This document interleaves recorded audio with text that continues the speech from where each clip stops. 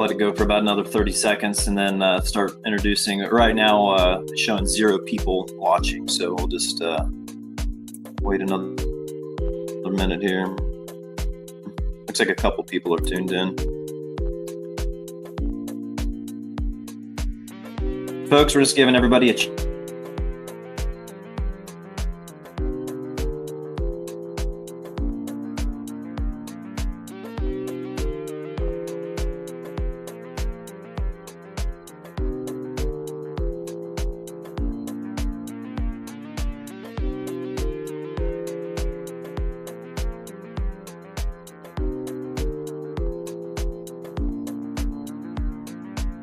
Folks, if you're joining right now, I would appreciate it if you could please repost this, inviting others to join. The more the merrier. But hey, we are very glad that you're here, and we're looking forward to a great evening. Speaking with Shelley from Beautiful Histories. We'll begin momentarily.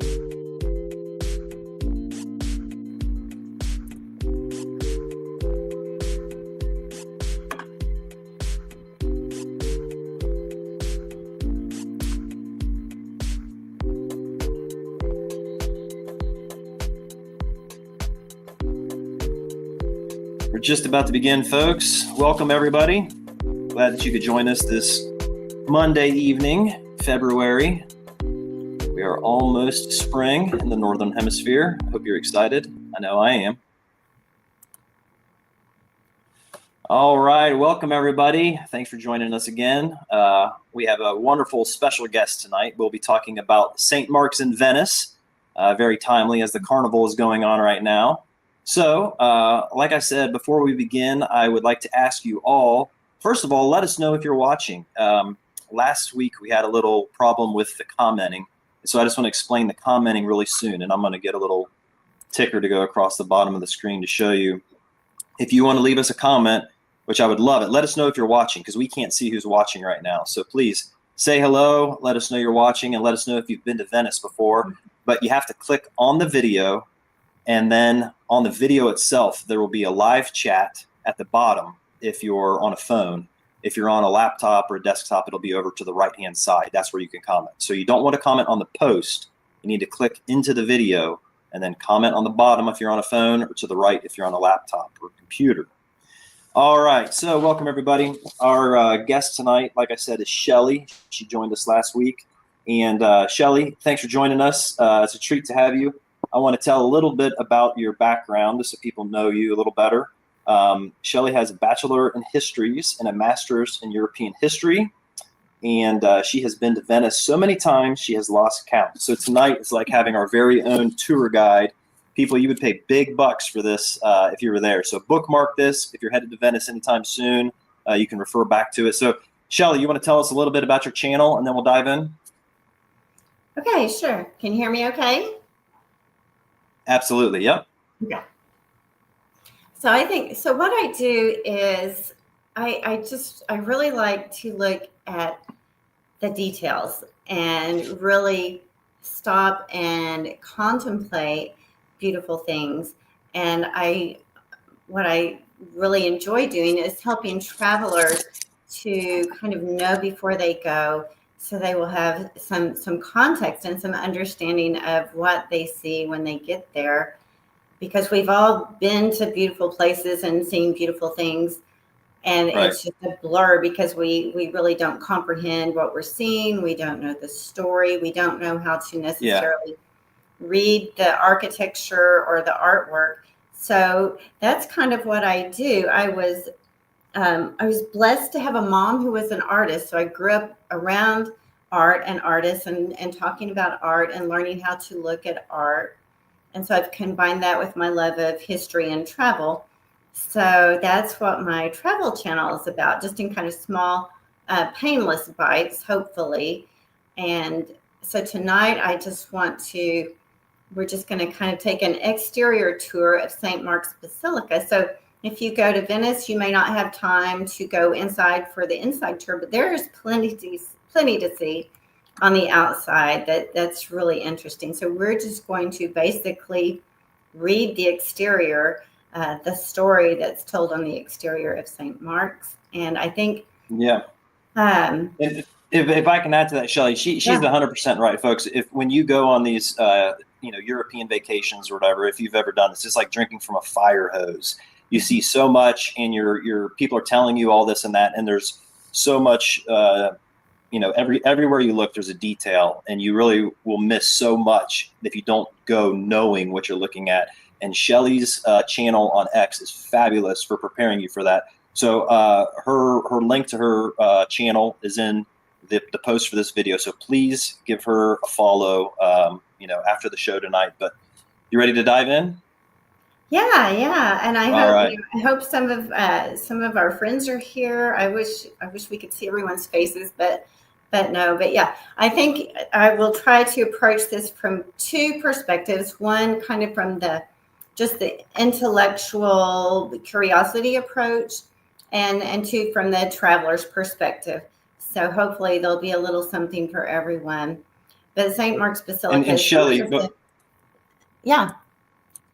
Yeah, I was gonna say, before we begin, I see we've got a few more people.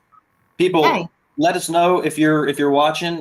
Please comment below, and like I said, you have to click on the video and then go to the live chat within the video. It's at the bottom if you're on the phone. It's on the right if you're on a desktop or on a laptop. So please say hello, let us know you're here, and leave your questions. We'll be answering at the end of the show, and we got a little special treat for you at the end if you stick around, and hope to see you at the end of the show. So let's dive in here. Okay, so let's see. So St. Mark's, it's been here a long time. It's about 900 years old. It predates the Sistine Chapel by several hundred years. And it's just fascinating because it's this wonderful hodgepodge, just accumulation of things that have been just kind of stuck on the outside throughout the centuries. And it's really beautiful. The setting it's in, it's this beautiful old Byzantine church.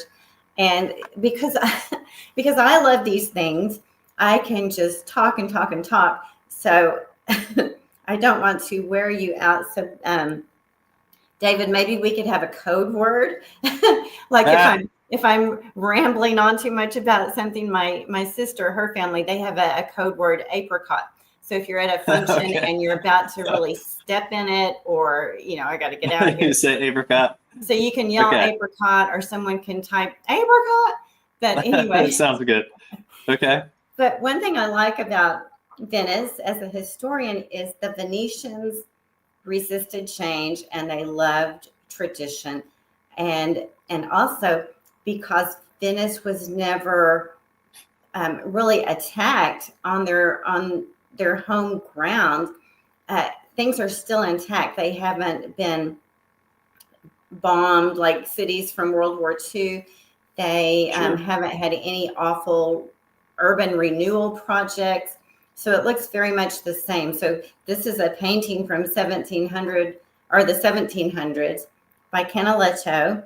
Still looks very much like it does today, except for the way the people are dressed. And we know exactly where we are. And some of these things that we see in this picture that I've circled have been here hundreds of years, even before Canaletto painted this in the 1700s.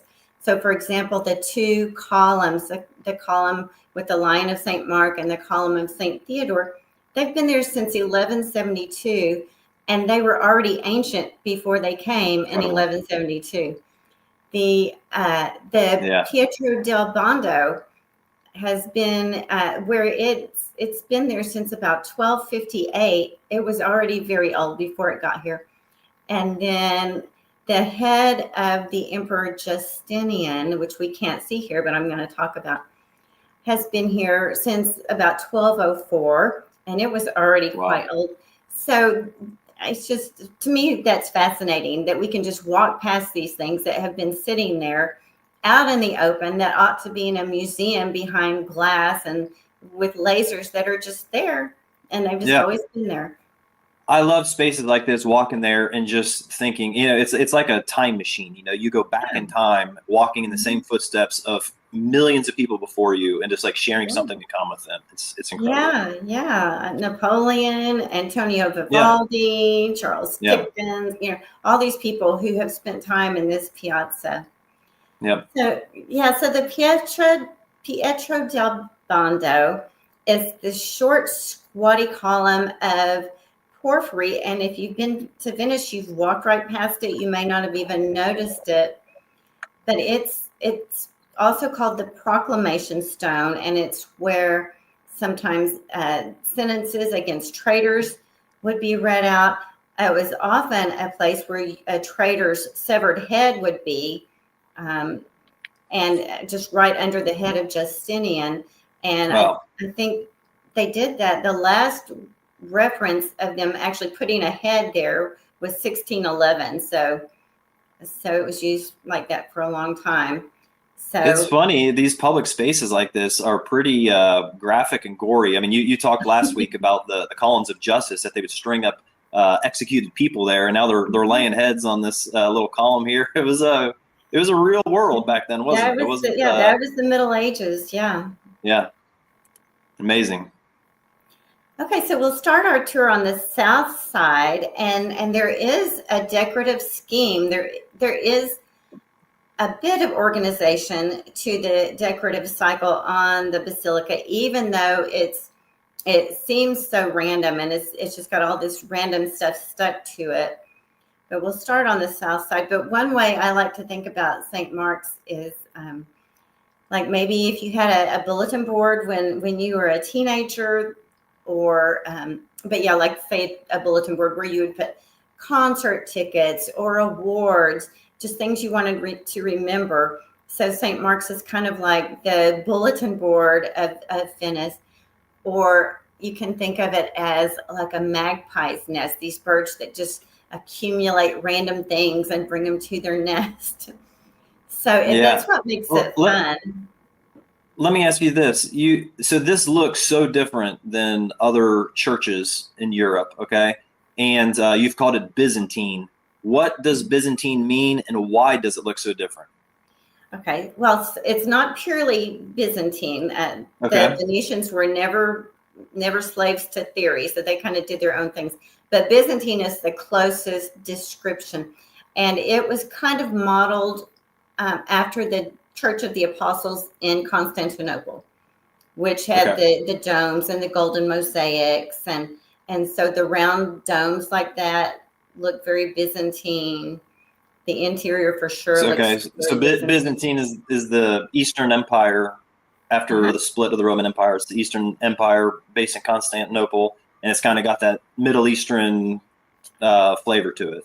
Right. Yeah, there's a lot of Middle Eastern influence, and you're right. We tend to think of the Roman Empire as ending in 476, but that's when it ended in the West, but it went on another 1,000 years in the East.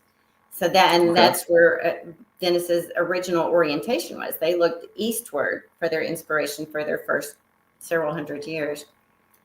Okay. So the south side is the triumphal side. This is where they would put trophies of battles and trophies of war on the south side. So all these things you see, these precious marbles and precious slabs of exotic stones, were taken, most of these in important battles. And on the right, you can see the little squares. Those are just exotic marbles that have been kind of opened up in mirror images of themselves, just costly. Oh yeah, like book matched marble. Mm-hmm. And this is, like you told us last week, this is the front door basically of Venice. When you came, you saw this side first, so it would make sense that they would display their trophies here. That's right. That's a great point, because yes, for dignitaries, originally you would come in the water gate, which you can kind of see that white door at the lower left, or one next to it, was where dignitaries would kind of bring their boat right up to the basilica when there was a canal there. And so this is like David said, this is what you'd see as you first approach. So right on the corner of the south side, there are these 4 tetrarchs. They used to be called the Moors because of their dark color. Very, very old, probably 4th century. And they are called the tetrarchs because when Diocletian divided the empire, I think it was 286 AD, And he said, you two take the west, we'll take the east. And so there were 4 co-rulers, tetrarchs. And so they're shown here clasping each other in this gesture of interdependence. And that concept of interdependence was a very important concept in Venice. But here's the thing about these and the Pietro del Bando, however you say it, and one I'm about to show you, are made from porphyry, which at the time was the most costly stone you could buy. It was purple, so that was the color of royalty. At the time, it could only be found in Egypt. And so, correct me if I'm wrong, Shelley. Isn't put my glasses on. Sorry, we're breaking up a little bit. I don't know if it's me or you, but correct me if I'm wrong. Isn't if you go to the Vatican, Nero's bathtub, isn't it made of a solid piece of porphyry, similar like this, purple? Yeah, it's amazing. Yeah, it's incredible. I think I saw something recently that said like just the value of that marble would be like $1 billion today or something, let alone the historical significance. It's incredible. It is incredible. And the fact that these are so old and so remarkably well preserved, and yet just out in public, anyone can go up and give them a hug. You know, it just blows your mind. Here's our last view, I think, of the south side, and I'll show you what some of these arrows mean. We start with the red arrow. You can't see what I'm pointing at, but it's this tiny little speck. You can maybe see at the top of the upper loggia there. I'm going to talk about that in a second. The white arrow is showing the original Watergate that we were just speaking of. The yellow arrow is showing you the 2 pillars of Acre, another kind of treasure hiding in plain sight. And then if you can see the green arrow, that's just a reminder that the basilica was originally brick before it was covered with all this costly marble and stone. So we'll show an image of that in a second. But real quick, if you look at the right-hand side of the photo, kind of midway, you can see those 2 pink columns we spoke about last week, where the death sentences would be read out between those 2 pink columns. So if you go to Venice and you're wondering, well, why are 2 of the columns pink? That's your answer. You didn't want your name being read there. Yeah, it's kind of right in the middle of the shadow, maybe just almost straight up from the lady in red there. Yeah. Yeah. Very cool. So this is an artist's rendering of what the basilica would have looked like when it was first built. And actually, this is not the first basilica. The first one was built in 829, burned in 976, and then was rebuilt. I think they started around 1064. So 1064 is the new remodeled version that we know now. And that's wild. Yeah, so this is what it would have looked like without all the bling and without the domes being heightened. That's kind of what you were showing us in the previous, the brick. That's kind of looking back to this part of the building. No, it's just that part of the building that we could see in the other photo. They didn't ever bother covering it because it's at the back. But originally, the whole thing looked like that. Looked like that. Okay, awesome. Very interesting. Okay, so this is the tiny speck that I pointed to in that one photo, and it's this priceless treasure that is just stuck in a random place up on the basilica that Venetians know about. Tourists, they walk by it all the time and they don't even know it's there. It's believed to be the head of the Emperor Justinian or Justinian II. So probably taken as a spoil of a battle. But some of these things, that reminds me to say, we assume, and tour guides love to play this up because, of course, tour guides like to make things sensational. We assume that everything on the basilica is some kind of plunder, which it's not. There are a lot of things that have just been scavenged when the Venetians were first fleeing from the mainland in the barbarian invasions. Oftentimes they would try to dismantle their churches and bring them to Venice and put them back together. And sometimes there'd be a random piece that didn't fit, or maybe a church was demolished, but there were still some pieces they could salvage. Okay, Sometimes that makes sense. they would just salvage things, in battles, just random things. Or in their trade voyages, they might trade for something and bring it back and kind of put it on as an offering. So it's not all plunder like we think, although this one probably was. So it's really hard to find. I'm showing this picture. This is from years ago, but it's my mom and I, and we're on that upper loggia, and you can tell the campanile is behind us. And there's a little, I've circled it. There's a girl standing up on the step, and she's leaning over, taking a photo.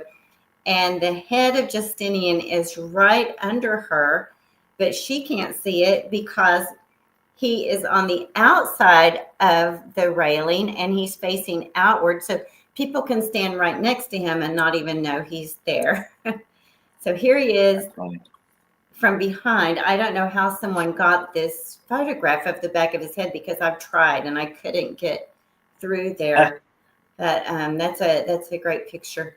Next time I go, for sure, I'm gonna try to get this photo to see. Yeah, I bet you can. But so some recent, they learn things a lot, all the time. And there is this body of a statue that has been found. It's in a museum in Ravenna. They think possibly this might be his body.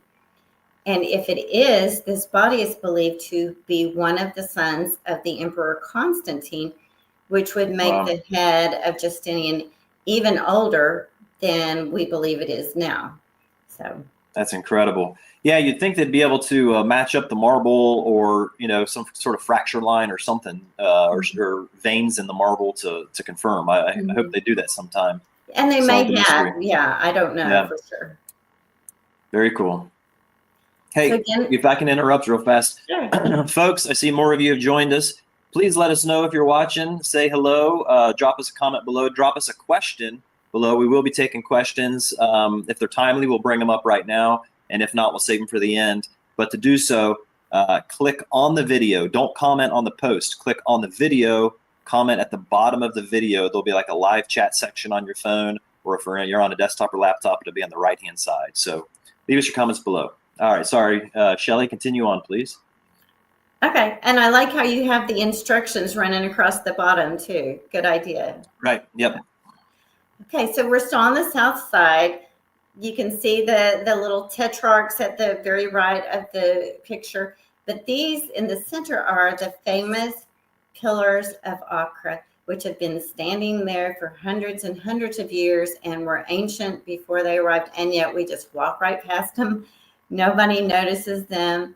They belong in a museum, but they came from a little church in Constantinople. The Venetians picked them up during the Fourth Crusade, but this is another example. They were not really plunder. It was a church that was already falling apart, that the Byzantines in Constantinople were already salvaging and looting this church. And so the Venetians picked these up. And one reason I find them interesting is just the continuity of iconography from the Judeo-Christian tradition has been around forever. And this little church that these came from was modeled on the Temple of Solomon in the Old Testament. So it has images of pomegranates and grapes, and these were brought into Christian iconography. So of course we know the grapes as representing the blood of Christ and the Eucharist. And pomegranates go way back in the Old Testament. We read about pomegranates on the little tassels at the edge of Aaron's robe that signified fertility, and the covenant with Abraham, and the pomegranates were carved into Solomon's temples. I mean, the columns in Solomon's temple. So it's just neat to see that these symbols have been in use for years. And I know you were about to say apricot, weren't you? No, No, I was not. I don't want to confuse the people. We're talking about pomegranates and grapes. We don't need to talk about apricots as well. No, that's awesome. You done with this slide here? I'm done. Yeah, awesome. Yeah, I walked right by those when I was there. Never paid any attention, but I hadn't heard your talk yet. So next time I'll be prepared. So much to see. This photo here, yeah. Oh, go ahead. Yeah. Okay. When I was there, I did a tour, and if you do the tour, you really should go out on the loggia, like she's talking about, where she had her picture earlier with her mother. This is from that place right there. You get such a beautiful view of St. Mark's Square, and look at these gorgeous, gorgeous, colorful stones on the building. You get right up next to them. Look at all the intricate network of carvings at the capitals of the columns. It's just so amazing. I'm sure you can explain what these are, or the style, but it just overwhelmed me to see these up close like this. Yeah, it's amazing. And I kind of like that none of it matches. That is just a random assortment. But the basket weave column capitals that you can see in David's photo, they have discovered that those actually came from that same little church, the Church of Polyeuctus, I think is how you say it, in Constantinople. So they came from the same place as the Pillars of Acre. They know. Oh, very cool.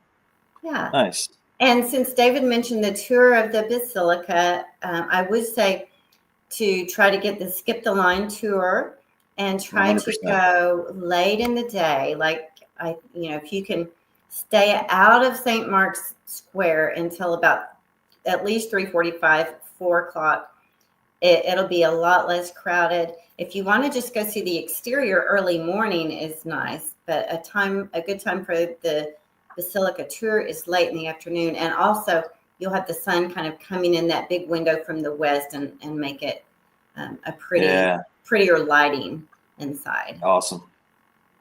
Okay, so I'm showing this picture because we're now looking at the west facade, and remember every side has a theme. The theme of the west side of the church is one, it tells its own story of its founding on the lower layer, and on the upper layer it tells the story of the faith. And so we're going to just stop and look at the story on these portals. Like you can see, the 4 main entry portals to the church tell the story of the founding of the church. And because you used to enter on the south, they start on the right and move leftward, so kind of backwards of what we would expect. So we'll start at the beginning of the story. Okay, and these are the ones, so they're like the half circles, and these are the lowest ones that we're talking about. The kind of, there's 4 prominent ones, and then there's one big one that's in the middle. We're going to talk about the 4 smaller ones that are on the lower level. Yeah, the 4 small lunettes with the golden mosaics. Correct. Okay. Yeah, thanks for that. Okay. Yep. And I think, did you go backwards? I went forwards, but yeah, this is actually on the left side, isn't it? This picture here. Okay. Yeah, okay. So the story about Mark, well, St. Mark was a disciple of Peter and Paul.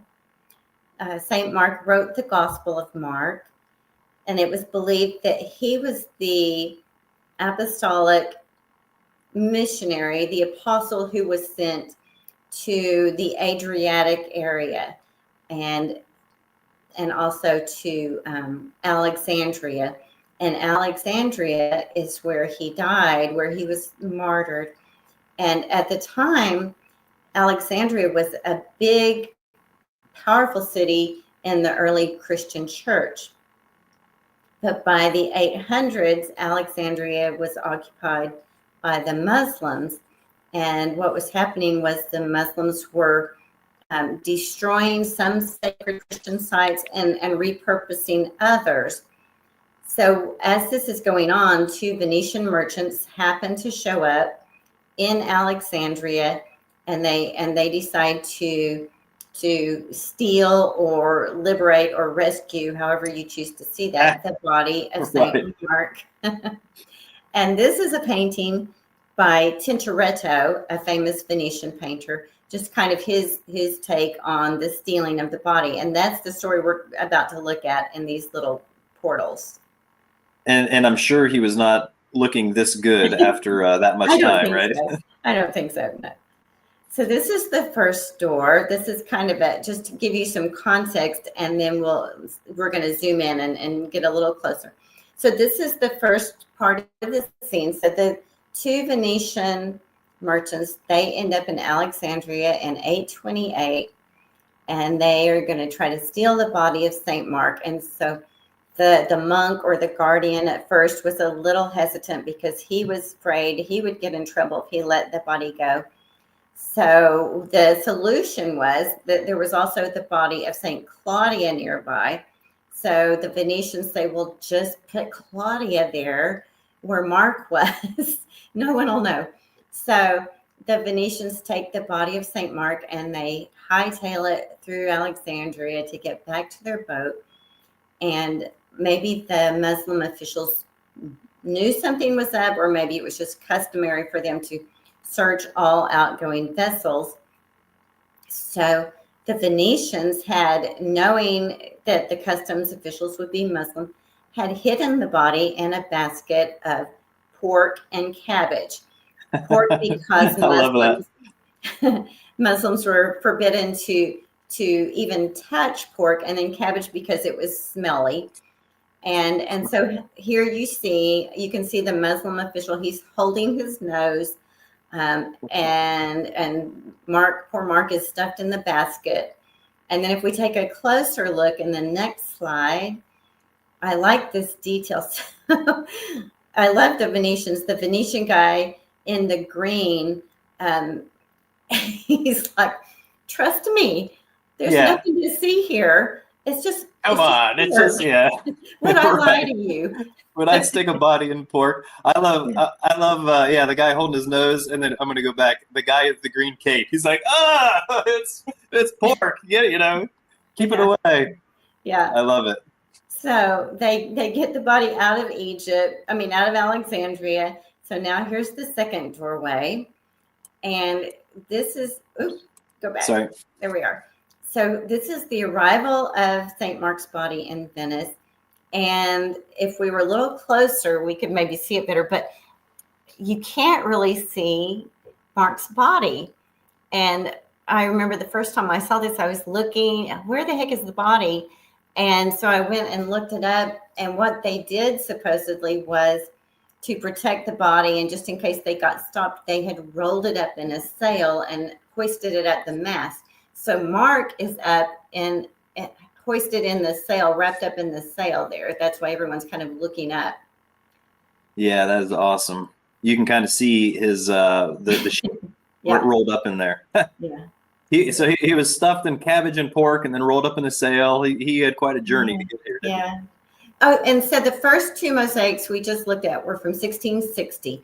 Now this one is later. This one is from the 1700s, and you can really see a stylistic difference here. You can see there's more use of perspective and foreshortening, and the figures look more three-dimensional and realistic. Yeah, so for sure.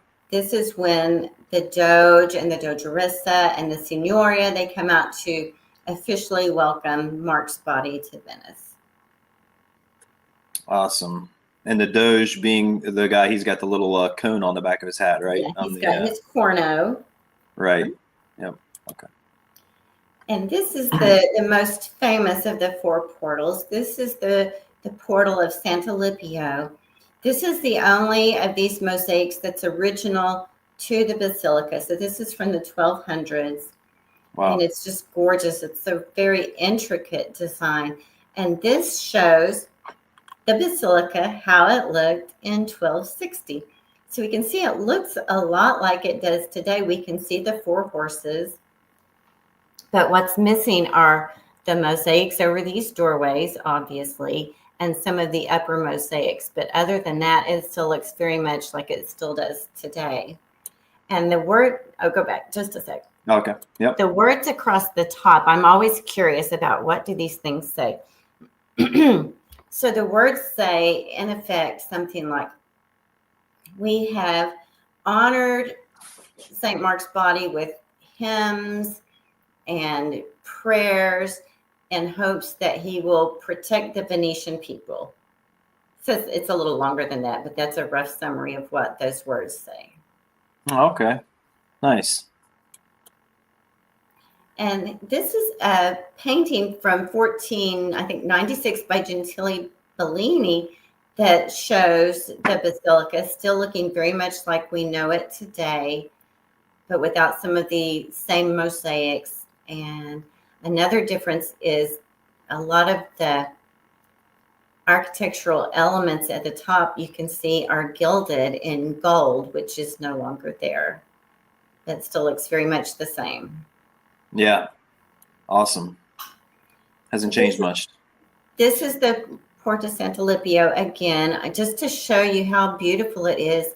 And if you look at those columns, every one of them is just a different kind of rare, precious marble. You can see. Yeah, look at the blues and reds. It's incredible. Yeah, pinks, yellows, reds, and then the gorgeous medieval carved archway above the blue part. And then that blue stone is obviously extremely costly. And the little medallions in the blue stone are the symbols of the 4 evangelists. So I think the next one may show a better picture. So, yeah, so from the book of Revelation, each evangelist has a symbol. There's the 4 beasts that are mentioned, and one is an ox, another's a lion, another's an eagle, and another is a man. And those kind of became the traditional symbols to represent the 4 evangelists. So left to right, we have St. Luke the ox, and we have the lion of St. Mark, and then we have the eagle of St. John, and on the far right, we have the angel or the man of Matthew. And below those are some really cool looking, very old, probably Middle Eastern looking grill windows. Yeah, I love the hodgepodge of all the styles coming together here. It's so beautiful. Yeah. So different than anything else I've seen, throughout Europe. Yeah, Venice is just one of a kind. Its history is really unique as well. It's just a fascinating place. So we've kind of been across the lower register, and we're going to take a brief look at the upper register that tells stories of the faith. And so these half moon things are called lunettes. The little miniature building things at the top are called tabernacles or edicules, kind of like little sacred tents for a statue. Okay. And so yeah, the statues in the edicules, the ones on the far left and far right are the angel Gabriel and Mary, and that's the Annunciation. You see lots of Annunciation scenes in Venice. And then you see the freestanding statues are Matthew, Mark, John, and Luke, the big ones in the edicules. And then the little statues at the top of the pinnacles are for Eastern warrior saints. So we've got the Emperor Constantine, who is a saint in the Orthodox Church, and then Demetrius and St. George and St. Theodore running across the top. So we're going to look at the sacred scenes that run across the top register, and they are the deposition from the cross, the descent into limbo, the resurrection and the ascension, and then the big center portal is the Last Judgment. So we'll take a quick look at just a couple of these. Okay. So this is the descent into Hades or into limbo. And so belief in the church, in some parts of the Christian church, some of the Protestant denominations don't really believe this, but it was that Jesus, after the resurrection, descended into hell and preached the good news and set the captives free. And so the belief was he did that at the time after his death.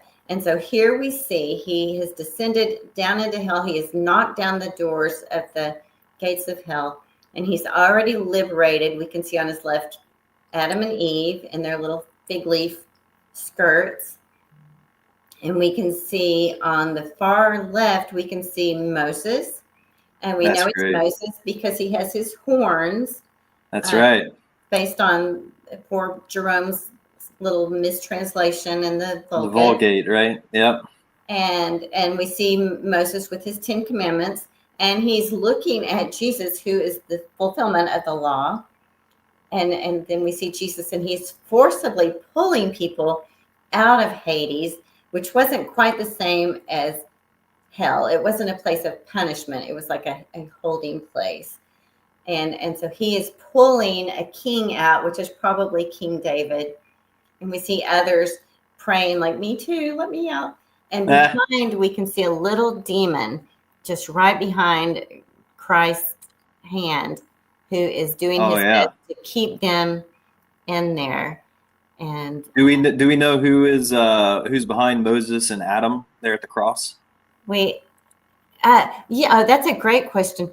It's usually the thief on the cross, because Jesus said, "Truly I say to you, this very day you will be with me. Today you'll be with me in paradise." So he's coming along. Yeah.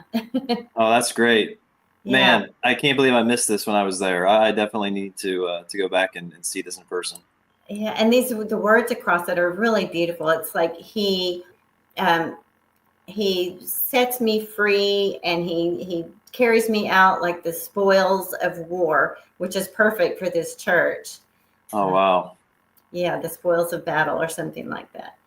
So, and whatever we don't finish, I can tell I'm talking a lot. If we don't finish, I can throw it all in a thread or something. Oh, yeah. No, we're doing good, I think. We're doing good here. Okay. So here's just another view for context. We just looked at the upper lunette on the second from the left. And now we're going to jump down and look at that big center lunette, which is the Last Judgment. It's kind of below the big blue. It looks like a half circle, but it's a window, right? It's the one right below that, the great big one. Below the horses. And it was traditional back then for every church to have a depiction of the Last Judgment on the west entrance side of the church. It would either be facing you from on the exterior as you go in, or maybe on the interior as you go out. But the purpose was just to remind the worshipers, you have a very important decision to make in regard to the destiny of your soul. So it's just a reminder there will be an end to history, and there will be a decision made. So this very sobering. Is actually a replacement mosaic. This is from the 1800s. In my opinion, it's not a great mosaic, but it does tell a beautiful story that, for the faithful, that he will come again and his people will be resurrected and he will take his people with him. So it's a very hopeful story. But if you'll zoom in, I'll show you just a charming detail that I like in this. So, of course, it says the trumpet shall sound and the dead shall be raised. And so here we've got this angel blasting his trumpet right in this guy's ear, and his hair standing up. Their hair's all standing up, yeah. But I guess, That's you fantastic. have to blow your trumpet loud enough to wake the dead. So, well, if we're alive when those trumpets blast, I'm sure we're all going to be like that guy, and a little panic, making sure we're going up with the Lord. Fun details. Yeah. Okay, and here's the famous quadriga, the 4 horses of St. Mark's. These were brought from Constantinople in the 4th Crusade, and they are plunder or spoils of war. And I'll just say briefly that,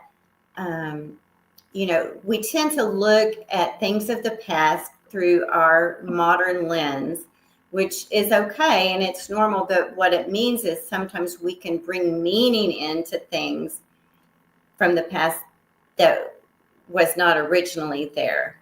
Right. And so the views of plunder back then in the Middle Ages, and I'm not saying this was a good thing, but it was the winner takes the spoils. It's just kind of how it worked. And And so these were brought from Constantinople, very, very old, really beautiful horses.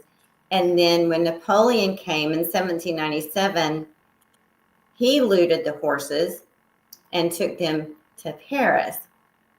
So the horses, and a lot of the things we see, like these horses, have moved around a lot. Things did not stay in the same place back then for this very reason.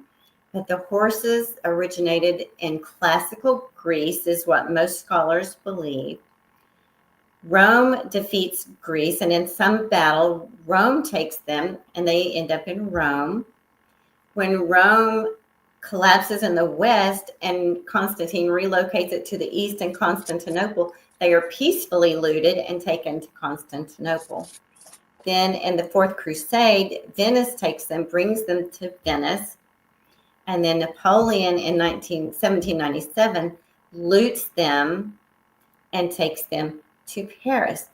However, by Napoleon's time, we've had the Enlightenment. By this time, armies are not having to pay their soldiers with loot. They pay their soldiers with money. Things have really changed. So by Napoleon's time, it was not cool for him to take these horses that have been symbols of Venice for hundreds of years. So when he loses Venice to the Austrians make him bring them back. So that is fantastic. They're back in Venice. Yeah. Yeah. Can you imagine? I mean, so many treasures like this have been lost throughout history. It is so wonderful that these have been returned. And these are reproductions on the exterior, but the real ones are just inside, and you can't see them if you do a tour inside. Make sure you go upstairs. Got a picture of them. Yeah. Right. So real quick, do we know where these were in Rome when they were in Rome? Somebody may know. I don't know off the top of my head. If you know, let us know in the comments. When they were in Constantinople, they were in the Hippodrome, right? Which was like a place where they did chariot races. Yeah, and they actually were chariot horses. You know, they had bridles and all that. You're right. For the chariot races, they would have 4 horses. Like Ben-Hur, you guys have seen that. It would be a similar setup with 4 horses like this on a chariot. Yeah, these are the originals here. And actually, folks, on the post for this video tonight, I did a thread on these original horses with some video of them and up-close details and a little bit explaining about them. So after the show, check out the thread. You might like it. But hey, if you're watching right now, say hello to us in the live chat. Click on the video, live chat at the bottom. Leave us a comment. I already dropped one in there and said, say hello, make sure it's working. And it is working. So you guys are just being awfully shy tonight. But say hello and leave us a question if you guys got a question. And if you don't have a question, just say hi. We'd like to see who's out there watching right now. So, yeah, continue on, Shelley. You're doing a great job. Thank you. Okay. Yeah. The horses are just so gorgeous. It's hard to believe that you can just still walk right up to them. So, okay, moving along. So we've seen now the lower register. We've seen part of the upper register. We've seen the horses. And I just want to show you a couple more things. So you can see on this diagram on the right, it says St. Nicholas. And if you go up to the second loggia, there's just a beautiful mosaic of St. Nicholas, who is a really important saint in Venice because he's the patron saint of sailors. So I'll show you that, and then we'll just look at the very top. So here's St. Nicholas on the left, and you can see how detailed it is. This one, they believe, is based on a drawing or a painting by Titian, who did it specifically for this purpose. And I'll show you just a few interesting things on this. But if you are close enough where you can see, on either side of its head, it looks like it says Snico on one side and Laos on the other side. And it just means St. Nicholas. It's just letter spacing was not as important then. Like, we see on Latin things where it's just all run together. So that's just St. Nicholas. And he's in these gorgeous vestments. And he was a bishop in the 3rd century. He was Greek. And you'll notice he's not wearing his bishop's mitre, that it's down on the ground beside him. And the reason was, in the Council of Nicaea, this was a church council called to address the Arian heresy. And apparently St. Nicholas, the bishop who was attending, got a little worked up and punched an Arian. And so his punishment was he could not wear his bishop's mitre anymore. So he's got it. Wow. But I knew about the fight. I didn't realize he lost the right to wear his mitre. That's great. Yeah. And then this is post fight right here. This picture. That's right. Apparently. That's right. Oh, St. Nicholas. And then at the bottom it says Aetor Locatellis fecit, and that just means Victor Locatelli made this. So he's just the artist who signed his name. Okay. And at the right, we can see the pinnacle of the church. And so I told you, the south is the triumphal side, the west is the story side. The top are like literally the pinnacles of the faith. We talked about the statues of the gospel writers and the warrior saints. And here at the very top is Saint Mark. I sometimes think it might be Christ because he's blessing us, but it's probably Saint Mark. I also think it's weird that Saint Mark is in a statue right beside Saint Mark, the bigger statue, but that's just my own thing. But he's being adored by little angels with golden wings carrying incense. And right below is the Lion of Saint Mark in gold. And he's got his book open. And it says what it always says, Pax TV Marque Evangelista Meus. Peace to you, Mark, my evangelist, which harks back to the legend of why Mark's body was brought here, supposedly in a dream when Mark was shipwrecked in Venice before his death. An angel told him, your body will come back to rest in Venice.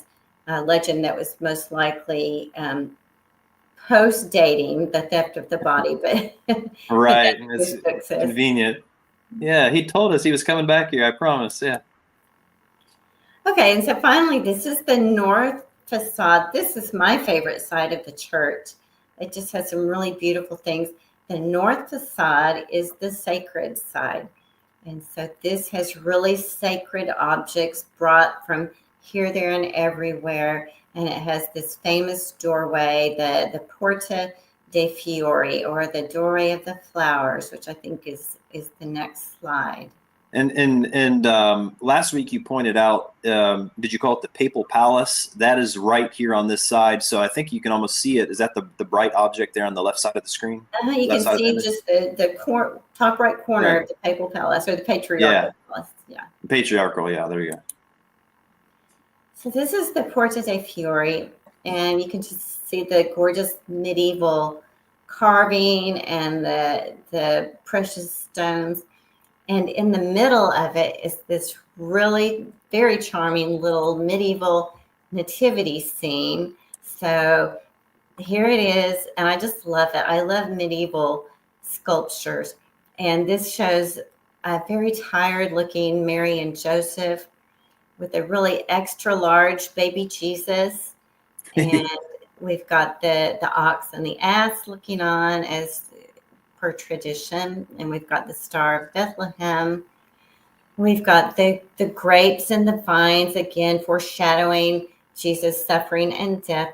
But here's the thing I really like about this. If we were closer and could see a little more detail, can you see the little mouse holes at the bottom of the manger? Oh, let me see. Oh, yes, I see them. With the there's like 3 mice with their heads sticking out. So they too are getting to participate in this special event in history, and I love that about medieval art, where the artisans just had free reign to just do their own thing and put their own little details in the stories. Oh, it's great. Seuss just mentioned, she says she didn't see the message. I clicked out and came back in to refresh. Then I saw your message. I didn't know if it was just me. So folks, if you're watching and you're trying to comment, maybe refresh the video, and then you got to click into the video, and then down at the bottom you can do the live chat. If you're on your phone, if you're on a laptop or desktop, you're going to go over to the right hand side and you'll see the live chat. So don't comment on the post, comment on the video. But yeah, say hello. Good to see you, Seuss. Thank you so much for watching. We appreciate you explaining this to us. And if anybody has any questions, let us know. Okay, this is another really special object, probably the most precious item on the north side of the church. And it's very fortunate to be here, because if it had remained in Constantinople, it probably would have been destroyed during the iconoclastic period, when a lot of these images like this were destroyed.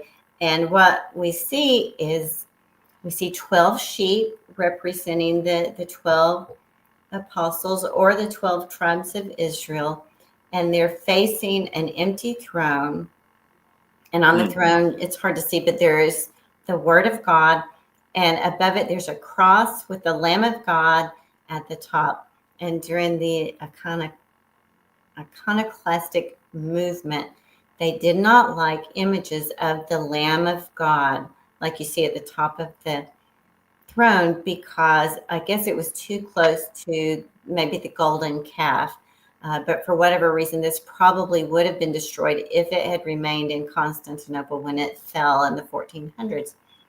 But this, when you see an empty throne like this, it's called an etymologia, and it's like the throne is prepared. It's waiting for the king. It's waiting for the second coming, when the king sits in judgment. So it's just a really sacred image that we're seeing here. And then we see the palm trees on either side, which also have meaning. That's great. Fantastic. And that, I'm sorry, that like was probably from the 600s, so very old. Oh, okay. Yeah, that is. Wow. You know, it's great this was saved. There's so much like Babylonian significant items that were destroyed recently by ISIS, in the last 5-10 years, just gone forever. They made it this far, and they're just gone forever. So thank God when something like this is saved. I really like this one here. I do too. I love medieval carvings, and one way you can tell if something is medieval paintings too is that the human figures tend to be short and squatty, not long and tall and elegant like in the classical period and in the Renaissance period. So they tend to be more, like I said, squatty, bigger heads. And here we see one of the old conventions of two scenes in the same story on the same picture plane. So this is the sacrifice of Isaac. So on the left, we see Abraham with young Isaac. They're heading up to the mountain. And then the tree divides the scene. And on the right, we see Isaac, and he's got the knife up, and it's about to come down on poor Isaac. And can you see in the tree, there's the hand of God coming down, stopping him. That's great. Just in the nick of time. So it's just a really beautiful image there on the north side of the basilica. It looks like that's the ram in the thicket there, also kind of under the tree. That's the sacrifice then instead of Isaac. Right. Yeah. That's great. And even on the left, Isaac's kind of looking up at his dad, almost like, "Dad, where's the lamb?" Yeah. The Lord will provide. This is Saint Christopher, and it was also traditional on old churches for an image of Saint Christopher to be right near the entrance, either right before you come in or right before you go out. And that was because his saintly function, power, whatever you call it, was to give safe passage. So he's going to give the worshipers safe passage into the church and out of the church. So that's why you so often see Saint Christopher near an entrance of a church. And you did a great thread on this recently, Shelly. Folks, if you're not following Shelly right now, as soon as this show is done, please give her a follow, and then you just got to go through and look at the amazing thread she's put together. But she put together a great thread on this saint, and I didn't know about this, and now when I see this, I definitely will recognize him. And Saint Christopher, you said, right? Uh-huh. Yeah. Yep. And I know who the little boy is on his shoulder riding through, and with the whole story behind it. So I'm not going to explain it because you got to find it for yourself on Shelly's page. So check that out after the show. Yeah, he's got all his symbols. Yep. Yeah, it's great.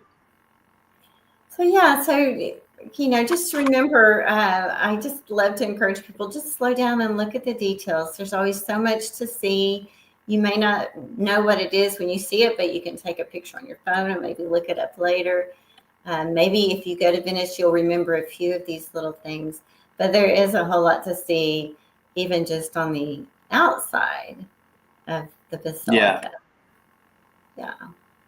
Yeah, it is such a like I said before, folks. Venice, to me, right now is just my favorite. My favorite place. It's so interesting. If you go there, just at some point in the day, just turn off your phone. Don't look at the map and just walk and get lost and just explore the city. It's like a little rat maze. There's so many little alleyways. You'll go down one and you're gonna come to a dead end. You're gonna come to a canal, and you're like, wow. You'll turn around and go back and find a different way, and it's just fun. It is so fun just to take a little bit of time of your day, stay on the island in a hotel so you can do this kind of stuff. You go back out after all the crowds are gone, after dinner, and just have some fun. Walk around, explore. It is a blast. But Shelly, next week, this is what I'm really looking forward to, okay? Next week, we're going inside the Basilica, and I've been in the Basilica, and it knocked my socks off. It is so beautiful. And you've done threads on kind of the uniqueness of it with the way the sound travels in the Basilica, and Mark's body is in there. You've got some neat stories on that, and I'm really looking forward to next week. So everybody, it's going to be the same time next week, Monday, 7 p.m. So please join us then. But right now, we've got time for questions. So please leave your questions below. Click on the video, click on the live chat, and let us know some questions. I see Seuss is able to comment on there, so I think you can too. But Shelly, do you want to share maybe a tip or two for people when they travel to Venice or just travel in general? Yeah. So I will echo what David said, that one of the best things about Venice is just that getting off the tourist track. I will say, here's my best tip. Don't go in the summer. You probably won't enjoy it very much. Go early spring if you can, or in the fall. Those are nice times to go. But get off the tourist track and just wander and put your phone down. I can't tell you how many people just walk around Venice like this because they're using their GPS, which sometimes you have to. But part of the fun is getting lost and discovering those things. And you'll see a totally different side of Venice if you just wander off a little bit. So that's part of the fun. And just if you go in knowing I'm going to get lost, but if you do, it's 3 miles long. You're not going to get so lost you can't get back. And all you have to do is just really, jump on a Vaporetto, go to your stop. You can always get back. But let me ask you what. Yeah. Okay, tell me this. Tell me favorite restaurant, favorite gelato in Venice, and then explain, if you would, and people ask questions if you've got questions. Explain to us, you're talking about Vaporettos. How do I do that? What is that? Because when I went there, I walked in, and my in-laws were with me. My teenage daughter was with me. My wife was with me.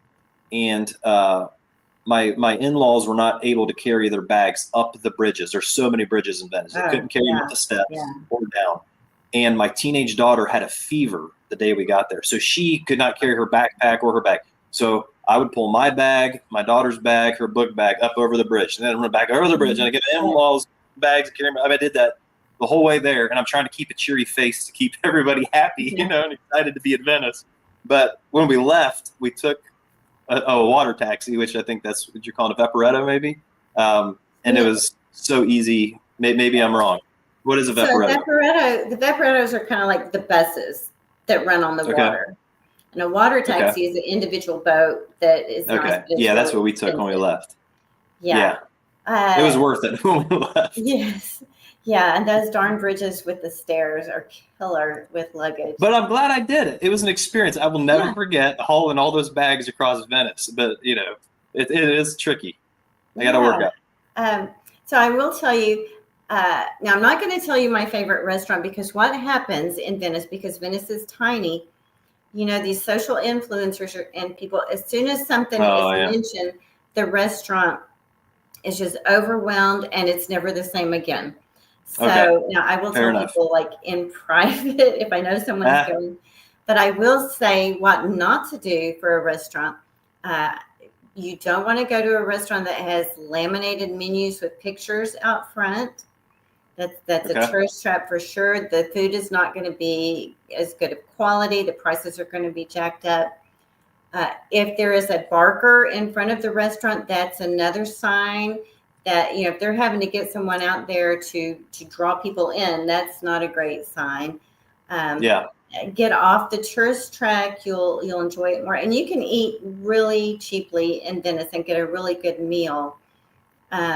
I will say, if you just keep heading east on that main sidewalk that faces the water, like if you leave St. Mark's Square and head east, and you'll go over some bridges, and then you'll come to Via Garibaldi. There are some really nice places to eat on that Via Garibaldi. It's a big, wide walkway that used to be a canal that Napoleon filled in. Okay. Is there a Venetian dish or meal that we should try while we're there? Shoot. Well, the cicchetti is fun to try. Just there's all kinds of cicchetti bars where you can eat really, really cheaply, and it's just little, usually artisanal foods. It's usually on a baguette. I usually avoid the things that have eyeballs because I'm a little picky, but some of it's just really good. I've had really good pasta. They like seafood a lot in Venice. But yeah, a lot of good places to eat. Just kind of wander off the beaten path, and you'll find some good places. And then gelato, there's a lot of good gelato places. You've mentioned this, David, in one of your posts. I think you don't want to look for the really puffed up, aired up looking gelato, and you don't want to look for neon colors. It needs to be subdued colors of nature, and not looking like it's puffed up with air. But a treat is to walk along the Zatara, I never know how to say it, but it's the walkway that faces the Giudecca Canal. And about halfway down is Nico's, and it's the original, I think, gelato place in Venice. And it's the one that's in all the novels about Venice. You go to Nico's for gelato. And they have seating that's just right out over the water. Great way to end the day is gelato at Nico's. Awesome. I'm seeing here people are trying to chat. All right, I see Seuss and Kathy and Hunter all kind of going back and forth. So I can see your comment now, Hunter. If you want to ask something. I see Jackie. She said, "Nice stream." Sue says there is a different chat. I don't know how to explain the questions on there. All right. Well, whatever you're doing right now, Sue, is working. Okay, so Hunter says, unfortunately, you can't see my desktop post. People are probably chatting in the post, in the comments. Maybe. I've got a laptop up, and I have, let me get on my phone here. We're going to see, folks, if we can get the questions answered, because we really appreciate you guys tuning in, and we definitely want to. Yeah, Hunter said there are some questions. I'm looking here. Okay. So now Kathy's saying when she comes back, all of her comments are gone. Let's see. If I try to do live chat. All right, when I click on the live chat, I see all this back and forth. Kathy, whatever you're posting right now, I see it all. So just type your question right now, where you're saying, now I come back and everything's gone. Just type your question, because I see what you're posting now. Hunter, if you've got a question, fire away, buddy. And Simplify Life, we see what you're posting as well. Yeah. And yeah, I see it, Hunter. It says test. So We see what you're typing there. While you guys are typing your questions, I just want to remind everybody, tune in again next week. It's going to be a great show. I want to thank you, Shelley, for joining again. You're a wealth of knowledge, and we've got some future shows coming up with Shelley also. There's a number of topics to talk about, and we've got some really exciting shows with some other really special guests. I'm excited. I don't want to reveal we're still working out the schedule right now. Here, Hunter has a question. He says, would St. Mark's have been a location to display the church's relics? And were these used as an ancient form of a tourist attraction? That's an interesting question. Yes and yes. Yeah. Okay. So relics could be a whole session in itself, but yes, St. Mark's has some very valuable relics in addition to the body of St. Mark, supposedly. And so it was a big pilgrimage site. And I think they supposedly have part of St. Jude's arm, I forget what all, but they have a lot of important relics. And you can see some of them still in the museum if you go in the treasury when you take a tour. Okay. But yeah, relics were a big thing, extremely valuable. A big tourist attraction for cities. When you go in today, in front of the altar there is the reliquary, correct? And his body, you can't see it, but you can see the box that it's in, correct? Right. Yeah. Yeah. Okay, that's what I saw when I was there. Cindy May has a question. She says, were Venetians taught to read and interpret Christian art and mosaics? Great question, Cindy. So yeah, I think basically back in the day, most people knew how to read the symbols that I talk about. Everyone kind of knew that common language of, okay, this guy has a palm leaf, so therefore he was martyred for his faith. This guy has this attribute, so I know who he is. So they would have been much better at reading those images back then than we are in general. And also, from what I've read, even the priests for different homilies and different occasions would refer to certain images in the church as they talked about them. And we've all been to some churches probably where they'll have a gorgeous altar, and at certain times of year the altar opens and there's different images on the inside. So all of those were used for illustrative purposes and teaching. Okay, great question. Yeah. All right. Kathy or Simplify Life, I can see your questions. So if you guys want to ask away, now's your chance. Okay. Hunter's asking another question here. He says, could you briefly describe the monumental and logistical undertaking of a project like this? Where materials and trades people would have been needed from around the world, and how did the word get around? Wow, that's a great question. It's a big question. Because it is a task. It's not just on concrete. We've got this is on water, and they had to build pylons and make a nice firm foundation. How do you do this? Yeah. So basically they would dig down into the water until they hit solid ground with these huge tree trunks, and they would pack the tree trunks close enough together so that oxygen couldn't get in, and then they would put a big layer of Istrian stone, which was pretty impermeable, and then I think bricks, and then maybe I forget all the order of all the layers until you finally had a good stable foundation that you can build on.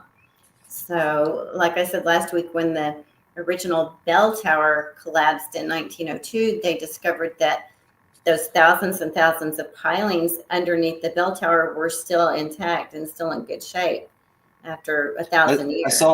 I saw an interesting, it was like a scientific documentary on the building of Venice. And if you take one stick and push it down in the mud, you can just push it all the way down in the mud. But if you take 6 sticks and put them close together, and then put a board on top of it, it distributes the weight, and with them all being packed together, they don't just push down into the mud because there's more surface area. And like you said, they've went back recently, and check these pylons that were put down there 1,000 years ago, and they're still in great shape. So it's pretty amazing. So Hunter's testing here says, not the construction process, the logistical supply chain and communication efforts to get the materials and the people that were needed. Okay, well, so like for the mosaics, for example, the earliest ones were from the Byzantine East. They were the specialists in mosaics. And then a little bit later were the Venetian mosaicists. And then after that, there was a group from Rome. So you can kind of know who worked on the mosaics based on when the mosaics were done. I don't know if that's what he's referring to, but even just getting the supplies there, they would bring a lot of things, a lot of the timber they got from the Dalmatian coast, and they would ship it in. Bricks, I'm sure they had shipped in from somewhere, but I don't know where. And Venice was the economic powerhouse. I mean, it was like a super important city for hundreds and hundreds of years. So I'm sure they didn't have trouble. People knew about the place, and they could send out people, I'm sure, to, like you said, Rome or other places and get the help that they needed. But that's a great question. Hunter, why don't you research it more and then get back with Shelly and me, because that's interesting. I'd like to know. Kathy has a question. This is a great question. She says, other than watching these videos, what written resources or other resources would you recommend to prepare for a trip to Venice? That's a great question. Yeah. Okay. So I don't know what Kathy is interested in. I would say my favorite Venetian historian is Thomas Madden. I think he's just of the Americans, he's probably, I think, the best. If you like social history and cultural history, I would recommend Jan Morris. Those books were written, I think, in maybe the 60s, but are still excellent. Also, another really good one on social history and cultural history is one by a man named Dial, like the phone dial Parrot, which is a fabulous book. It's just really hard to find. Probably one of the best books I've read on Venice. Is there a good guide for like do's and don'ts? Like I like to look at Rick Steves. A lot of times he'll have kind of tips for kind of avoiding the crowds and that kind of thing. Do you recommend Rick or? Okay. Yeah. He's got great books and a great website with information. Yeah, he's always really good. And then I would say, I also like to just read just literature, things that are just set in Venice to kind of, or wherever I'm going, to get the feel. Like Donna Leone has a great series of mysteries, the Guido Brunetti mysteries, that are fantastic. The Venetians don't like her, but they're really good for just getting the feel of and the lay of the land of Venice. There's a really nice book called A Thousand Days in Venice, or 1,000 Nights in Venice. That's a true story by Marlena de Blasi. She's an American who came and married a Venetian. So she tells a really interesting take on learning to live in Venice as an American. And it's a really well-written book. Something I like to do a lot of times is you can look at what tour groups do. They kind of publish the highlights that people are going to go see. So if you've got limited time or you're trying to like go through a region, a lot of times I'll kind of look and see if I'm wanting to see highlights, kind of see what are they going to see, and then how can I make that into a trip, and how can I avoid those big groups. But Rick Steves, he definitely kind of gives you tips on how to avoid that kind of stuff.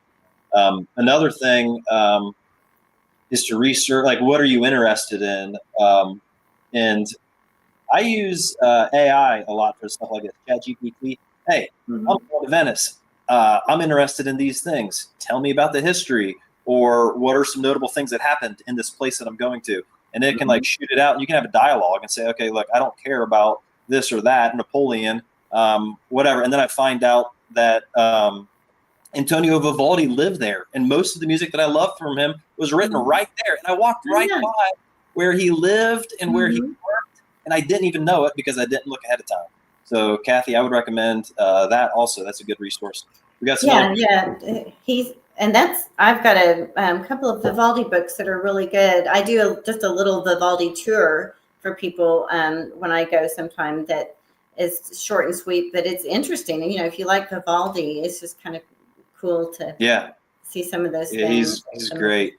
And folks, after this, like I said, follow Shelly, shoot her a DM, ask her a question on her page. She's a well of knowledge here. Okay, Simplify Life says, does Venice only allow certain coloring on exterior, for instance, in the tiling, like we might think of Greece only allowing white? Venice is pretty, I'm sure there are heavy restrictions now because it's such a historical center. The only place, I don't think anybody could just go in and paint a random color on a house in Venice proper. And then like on Burano, where you think of the very colorful homes, even they have to have permission. You have to get permission on what color you can paint. And so I would think that there would be some restrictions. But they want to preserve their heritage and their history. Yeah, for sure. Yeah. So Simplify Life is also asking, do the museums usually give you specific time allotments, or could you peruse at your own pace? In general, the Venetians are pretty laid back, and I've never been in one where there was a time limit. You can just enjoy and take your time. And there's some fabulous. Now let me ask you this there too. So I have never went to one of these museums. I have in Rome and other places where I just kind of slip in at first opening, see what I want to see and leave. Mm-hmm. But at Venice, something like this, I usually go with a tour group, skip the line so I don't spend half of my valuable day waiting in line. Mm-hmm. And I've got somebody like yourself explaining to me what I'm seeing. Do you recommend that here, or is there a time, should we go first thing in the morning, and can we get in to the Doge's Palace or wherever and then just have as much time as we want? No. Now, in the Doge's Palace and the Basilica, no, you cannot have as much time as you want. Okay. And you do need to book ahead. If you want to stand in line and spend half your day waiting in line, you can do that, but it's not a great plan.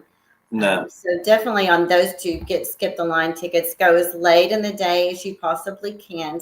Let the tour groups kind of clear out, especially the cruisers. The cruise ships just bump in huge hordes of people. Let those folks clear back out again. I was there in May, and I was there in May, and we booked for the very first tour in the morning, and we had no problem with that. And then we kind of cleared out after that. But looks like Cindy is asking, Shelly, do you work as a consultant or advise individuals or groups to teach and prepare them for their travel to Venice? Yes. Yes, I do. Yeah, that's what Beautiful Histories does. It's a new post-retirement career for me. And that's what I specialize in is the know before you go, working with groups so that they have a really good sense of the art, the architecture, the story, the history, the lay of the land, how to write a vaporetto, just everything you might want to know. So when you get there, it feels a little familiar. You may not remember it all, but you've got a really good sense of where you are and what it means.